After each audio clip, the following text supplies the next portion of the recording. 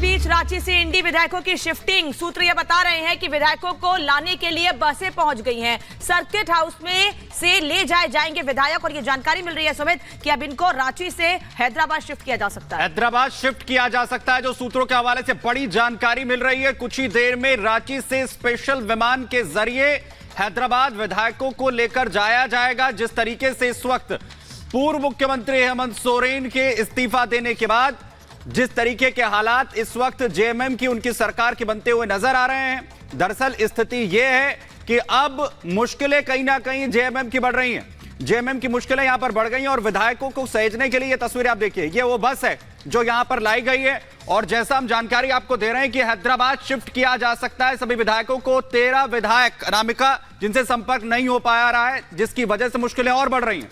और हेमंत सोरेन के बाद जिनको जिम्मेदारी सौंपी गई वो है चंपई सोरेन। चंपई सोरेन ने मीडिया से बात करते हुए दावा किया है कि हमारे साथ 47 विधायक हैं, लेकिन इसके बाद भी विधायकों को सेफ प्लेस पर शिफ्ट किया जा रहा है। सूत्र ये बता रहे हैं बसेस लग चुकी हैं, स्पेशल विमान से ले जाया जाएगा। एक और बड़ी खबर कि एमएलए की शिफ्टिंग पर कांग्रेस ने बयान दिया है। एमएलए को सेफ रखेंगे, ये कह रहे हैं गुलाम अहमद मीर।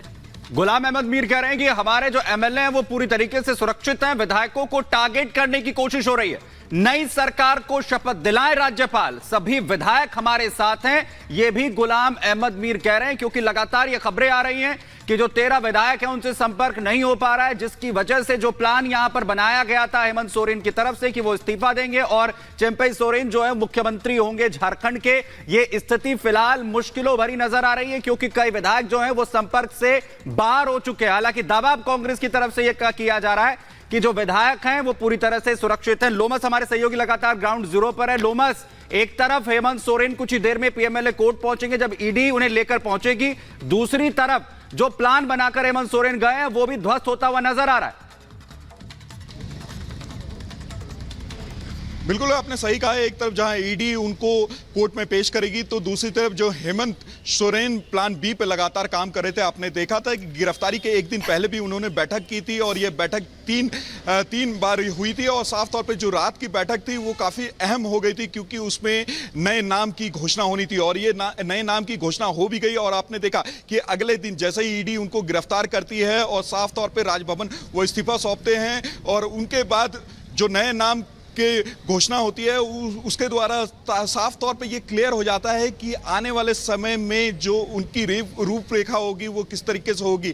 हालांकि ये भी देखा जा रहा था जब कल्पना सोरेन का नाम सामने आया था तो कई लोग पूरी तरीके से निराश थे और साफ तौर पे ये कहा जा रहा था कि इस पूरी पार्टी में फूट हो चुकी है। और साफ तौर पे आपने ये भी देखा कि 13 विधायक अभी भी लापता है, गायब है, उनसे किसी प्रकार का संपर्क नहीं किया जा रहा है। और साफ तौर पर यह भी आप देख सकते हैं कि जो दो बस है वो भी अब गेस्ट हाउस पहुंच चुके हैं जहां पे अभी जो 35 विधायक ठहरे हुए हैं वो वहां मौजूद है। और साफ तौर पे कुछ ही देर के बाद ये कहा जा रहा है कि प्लान बी को लेकर के जो विधायक की शिफ्टिंग भी वहां से करनी शुरू हो जाएगी। साफ तौर पे जहां ईडी अभी कुछ देर के बाद इन्हें कोर्ट में पेश करेगी तो दूसरी तरफ विधायक को भी शिफ्ट करने का काम वहां शुरू हो जाएगा। और साफ तौर पे आप देख सकते हैं तस्वीर यहां पर जो ईडी ऑफिस के बाहर पूरी तरीके से जो सीआरपीएफ का एक बल है वो भी तैनात है और जो तमाम पुलिस के दूसरे जो कर्मी हैं वो भी तैनात है। ठीक है लोमस, तब हमें लगातार तस्वीर वहां से दिखा रहे हैं। सुरक्षा कड़ी कर दी गई, अधिकारी भी कह रहे हैं सुरक्षा कड़ी कर दी गई। एक और बड़ी खबर इस बीच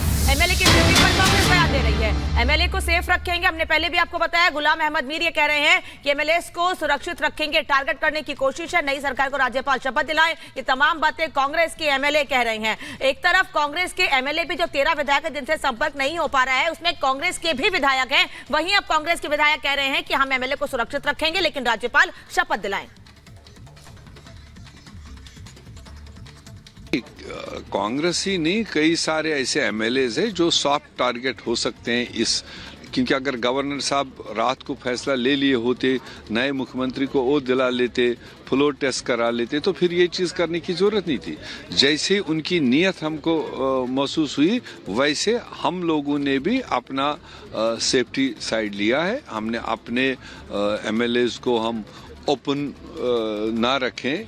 इस तरह के माहौल में जो मोदी सरकार करती है, सेंट्रल गवर्नमेंट करती है, डिफरेंट तरीके इस्तेमाल करते हैं, उससे सेफ रखने के लिए हमने अपने एमएलएज को किसी सेफ जगह अपने ही घर में रखा है ताकि वो कंफर्टेबली रहें। जैसे गवर्नर साहब बुलाएं, ओथ हो जाए, फ्लोर टेस्ट की बात आएगी, सब लोग अपने फ्लोर में होंगे।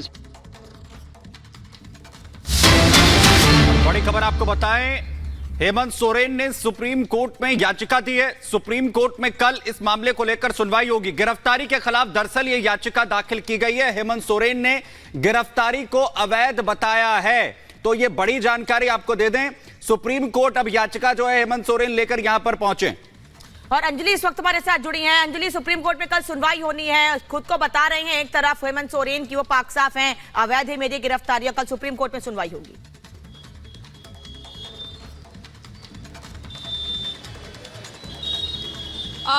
बिल्कुल बिल्कुल देखा जा रहा है कि जिस तरह से झारखंड में ये सियासत जारी है, क्योंकि एक राज्य के बाद दूसरे राज्य में भी परिवर्तन की बयान, ये भी देखने वाली बात है कि सुप्रीम कोर्ट का जब रुख अपनाएंगे।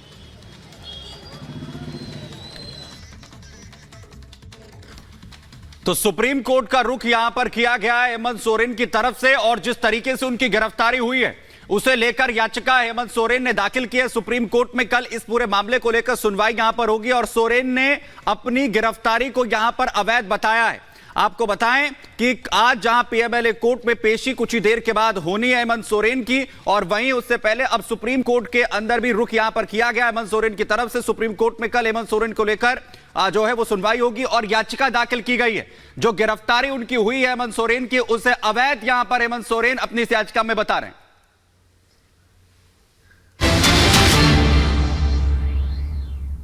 भारतीय अर्थव्यवस्था सही रास्ते और उज्जवल भविष्य की ओर बढ़ रही है। मैं पुनः इस लोक कल्याणकारी बजट के लिए आदरणीय प्रधानमंत्री श्री नरेंद्र मोदी जी, वित्त मंत्री निर्मला सीतारमण जी और उनकी पूरी टीम को कोटि कोटि साधुवाद देता हूँ।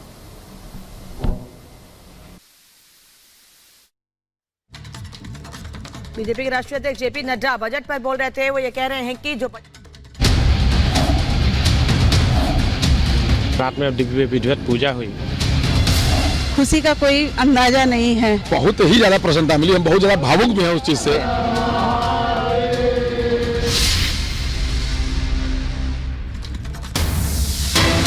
वाराणसी से इस वक्त की बड़ी खबर बता दें, मुस्लिम पक्ष को सुप्रीम कोर्ट से झटका लगा है। सुप्रीम कोर्ट ने हाई कोर्ट जाने को कहा है। तहखाना केस में सुप्रीम कोर्ट पहुंचा था मुस्लिम पक्ष, सुबह 3 बजे सुप्रीम कोर्ट पहुंचा था मुस्लिम पक्ष। चीफ जस्टिस ने मुस्लिम पक्ष से मामला इलाहाबाद हाई कोर्ट ले जाने के लिए कहा है।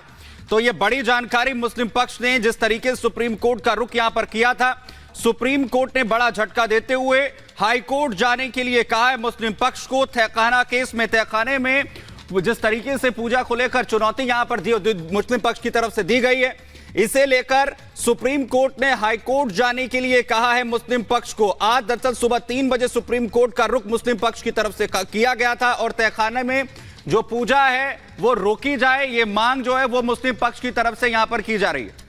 और ज्ञानवापी मस्जिद के तहखाने में पूजा करने की परमिशन दी थी हाईकोर्ट ने। उसके बाद ये मामला अंजलि सुप्रीम कोर्ट गया था, लेकिन सुप्रीम कोर्ट ने साफ कह दिया है हाईकोर्ट जाइए, वहीं मामला सुना जाएगा। और ये पहली बार नहीं है, सुप्रीम कोर्ट इसके पहले भी कह चुका है, पहले निचली अदालत जाइए, वहां बात कीजिए, फिर हमारे पास आइए। अब एक बार फिर वही बात।